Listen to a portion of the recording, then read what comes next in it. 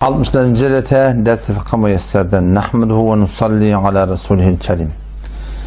Dersimizde taliban barıglı ahırkı kısmet mekruhat namazda neme-nemilat mekruh. 43. murada bardık namazxandan derhaleti ki doğru serşaba mendil besset sumyanın da berehne gudaştı. Yani bir adam telli oronta hemen yanında bir tane tellilin var. Tellerini orap kop tellerini neme oruluyor?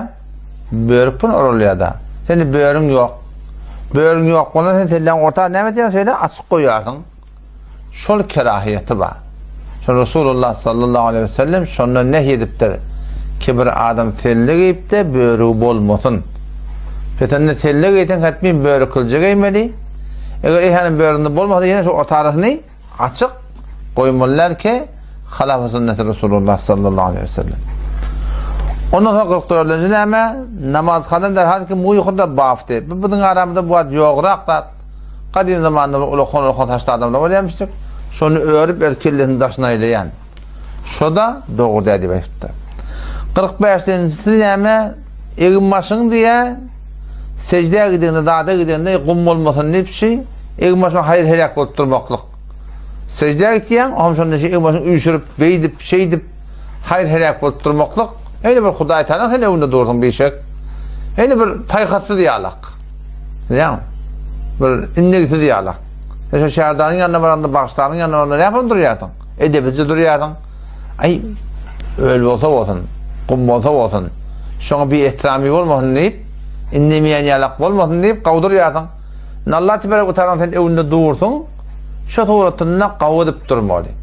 Avvallan ev başına haber etmeyecek olan tamallık yer, bir çayırlık yer, bir düzelt okuyanı var ya da bırakla bir arası yer gözlenmeli.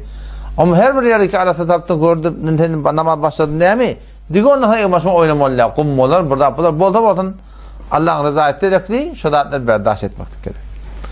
Hop, 45. şuvalli, 40. neme, furuavikten cami açtıyıptır. Bir adam da oynayamamışken, aklı ütken adam, edecek adam diye, ev başının kellerini okuyan şeylerdi.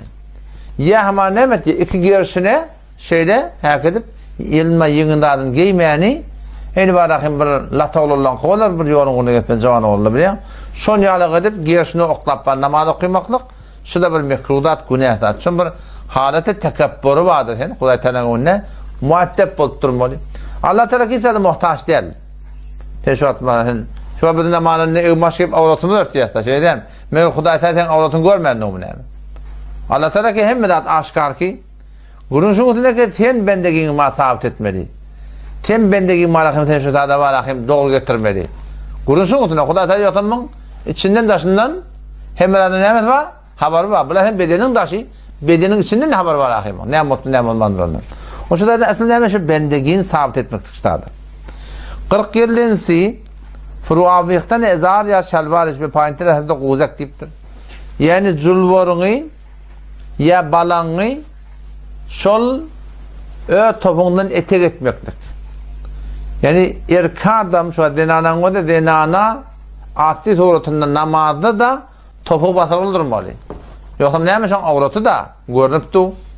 En şat avratının şun tertine erkek adamla namazı gayri namazda topu neyme basarılı durmalılar. Keşke mekruh tehrimi diyenler var.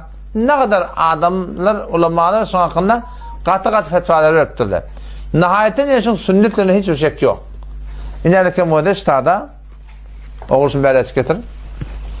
Ekri görüyorsun değil mi? Yaklaştır bundan. Havada dürbün yıkıyordun. Yani orada zulmur sporun sallaklı olmalı. Oraya mı? Sporun sallaklı olmalı. Balan sporun topuğu basarılı durmalı. Belki sporun topuk diğerler görünüp durmalı. Şimdi şunun hakkında 3 surat var. Bir surat neyme?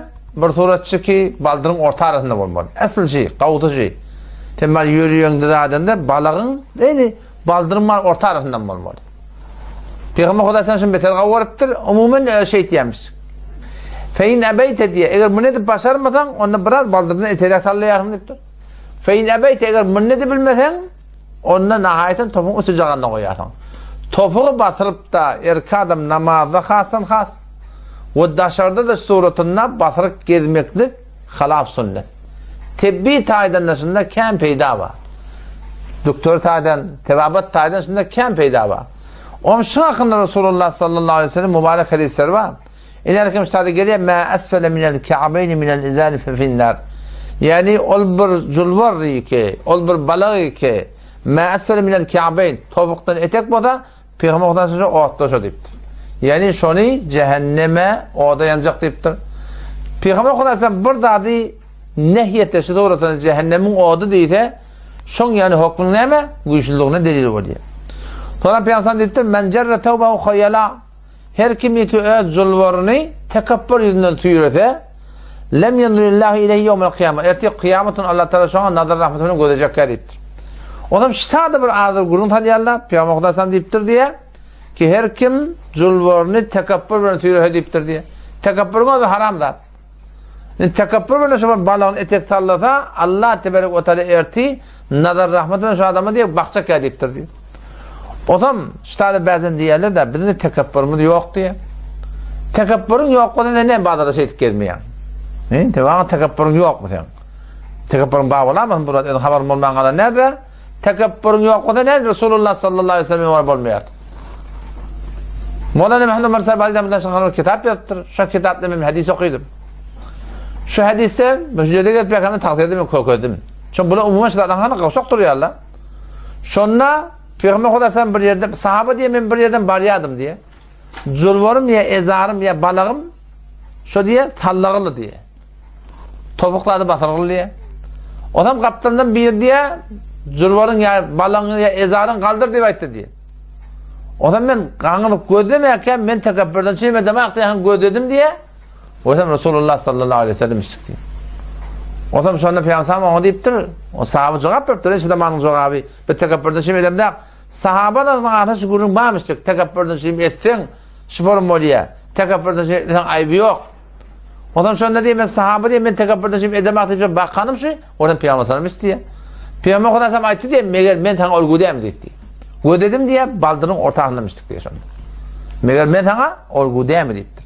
O zaman şu taydan Peygamber Aleyhisselam bana sana olgu şınından gayim durmaklık gerek. Toramda başka hadisler var. Mutlak gelir.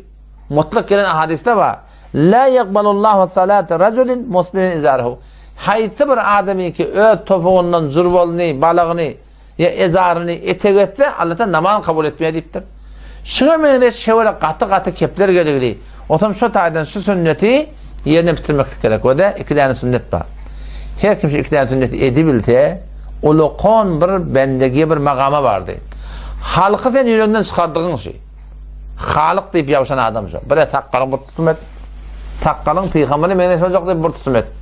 Burada sen şu balağını zurbalın var topun kokuyor gel. Şu iki de sen peygamberini mendeş olacak deyip etsen sen halkı kenara koyun adam. Haydi bir adam takkalın bir tutum edebilmeye. Bunun şu dava halkın uğrunu, ayalın uğrunu, doğasın uğrunu, iyinin uğrunu. Başta da hatta sen onunda geçip bakayım tayakkacak oturun yok mu senin? O şu zulvarda şunu koyan kaldırılmaya neymiş? Halktan şimdi Müslümandı o. O zaman şu taydan şunu kaim durmaklık gerek. Resulullah sallallahu aleyhi ve sellem'in sünneti oğlancıktan da hatasını öğretmeli. Ki kadim zamanla yaşlı denarlara şunu bir yaksı öğretip çıkarttırlar. Kadimler ben adamlardan işittim. Kadim zamanında bir de şey diye ederler diye topun köküdük geten pehlivan mı olayan diye ederler diye de. Şu bir kavda atlığına olurlar son sündürttürler. Topun köküdük geten pehlivan mı olayan diye ederler. Hatta şimdi tebbi taydan ben yankı kümmetteki dost olan benim konuşuyorumda şimdi peydatı beter kendi adamlarda. Ama şu taydan bunu tecrübe etmek gerek. Keten öyde dağıttı şu doğrutunla topun köküdeki kadar yoşuşuna öğrenişip de Allah'tan tevfik dileyip de sünneti de yerine getirir ya Allah. Vesselamu aleyküm ve rahmetullahi ve berekatuhu.